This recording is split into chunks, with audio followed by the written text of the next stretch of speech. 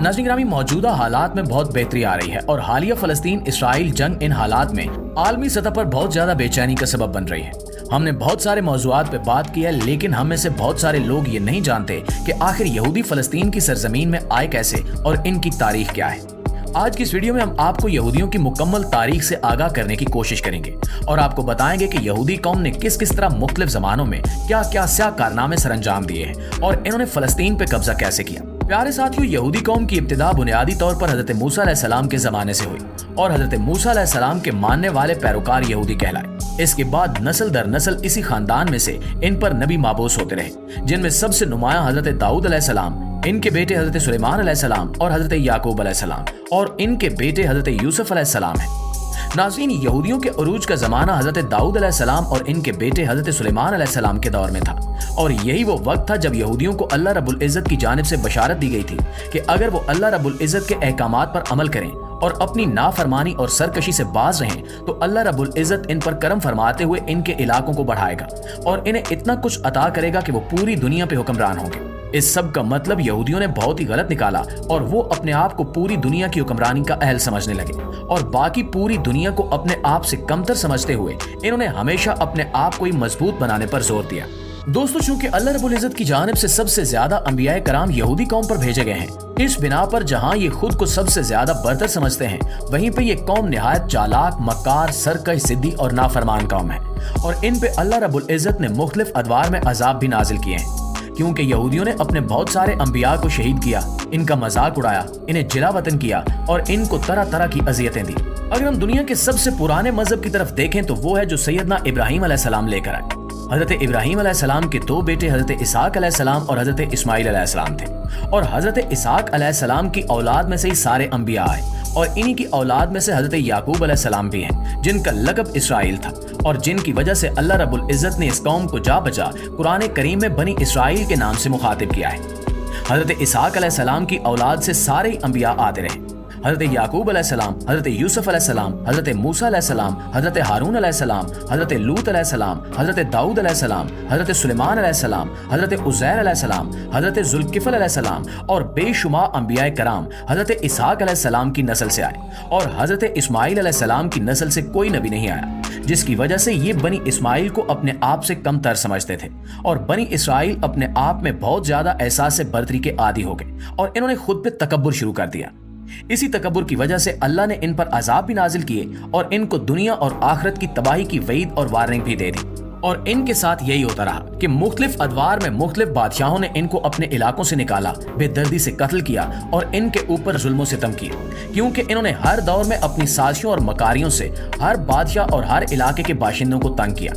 चूंकि हजरत इब्राहीम अलैहिस्सलाम मौजूदा इराक के इलाके में मबूस हुए थे और वहां से हिजरत करके फलस्तीन के इलाके में आ गए थे, इसलिए ये फलस्तीन को अपना गढ़ समझते हैं और ये भी समझते हैं कि फलस्तीन के इलाके पे इनका बिला शिरकत गैर हक है, जबकि फलस्तीन के इलाके में बनी इस्माइल और इनके खानदान में से बनी किनान मौजूदा फलस्तीनी बाशिंदे हैं और वो वहां सदियों से आबाद रहे हैं। इनकी इसी सरकशी और मकारियों की वजह से हजरत ईसा अलैहिस्सलाम को माबूस किया गया और चूंकि वो बिना बाप के पैदा हुए तो यहूदियों ने इनको नहीं माना और इन्हें कत्ल करने की कोशिश की। यही वजह है कि हजरत ईसा अलैहिस्सलाम को न मानने के बाद से यहूदी कौम अलग हो गई और हजरत ईसा अलैहिस्सलाम के पैरोकार ईसाई कहलाए। इसी तरह बनी इस्माइल में से एक ही पैगंबर आए और वो आखिरी पैगंबर थे। हमारी मुराद यहाँ पे नबी करीम सल्लल्लाहु अलैहि वसल्लम से है, जो बनी इस्माइल में से हैं और जैसा कि हम आपको बता चुके हैं कि बनी इस्माइल और बनी इसहाक दरअसल दोनों ही भाई थे और दोनों भाई यानी इसहाक अलैहिस्सलाम और इस्माइल अलैहिस्सलाम दोनों ही एक बाप की औलाद यानी हजरत इब्राहीम अलैहिस्सलाम के बेटे थे और अपने अंदर मौजूद फितरी हसद की वजह से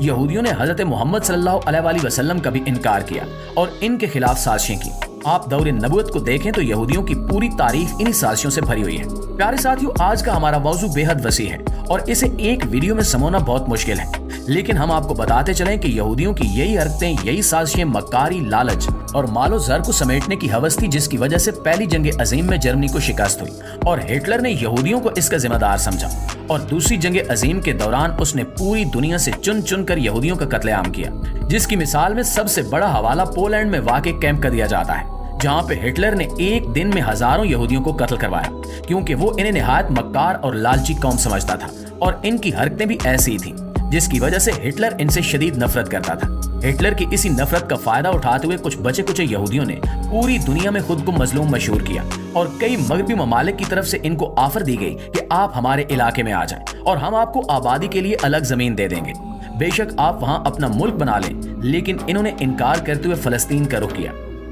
दोस्तों, जब फलस्तीन के साहिल पे यहूदियों के जहाज पहुंचे तो इनके जहाजों में तहरीर था कि हमें पूरी दुनिया ने मायूस कर दिया है, तो ए फलस्तीन वालों, तुम हमारी उम्मीदों को न तोड़ना और हमें मायूस न करना। और फलस्तीनियों ने इंसानी हमदर्दी की खातिर इन्हें आबाद होने की जगह दे दी।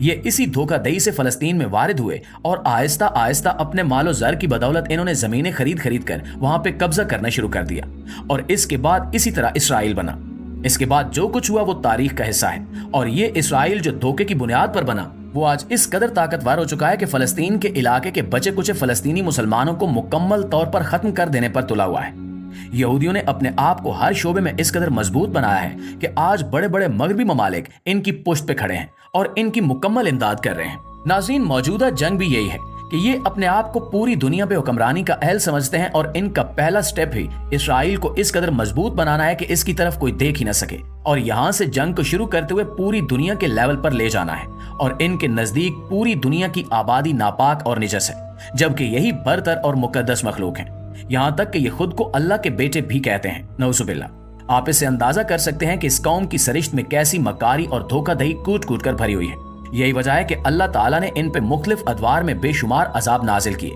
और नबी करीम सल्लल्लाहु अलैहि वसल्लम की अहादीस के मुताबिक इन लोगों पे आखिरी अजाब भी नाजिल होगा और वो अजाब मुसलमानों की तरफ से होगा, जब मुसलमान हजरत मेहदी अलैहिस्सलाम और हजरत ईसा अलैहिस्सलाम की क़यादत में इनसे जंग करेंगे और इन यहूदियों समेत इनके झूठे मसीहा यानी दज्जाल को भी कत्ल कर दिया जाएगा।